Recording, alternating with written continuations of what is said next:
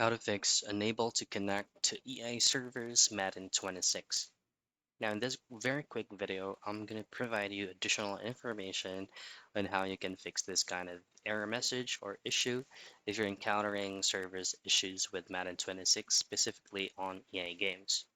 So before you go ahead and do the troubleshooting step, on where you're playing the game from. So, for example, on PS5 or your mobile device, to say network is actually coming from your internet service. Before resetting that, you're gonna have to check out maybe your mobile device or on to your PC by simply typing in EA servers. Now choose on the very first link, which will redirect you to EA server status.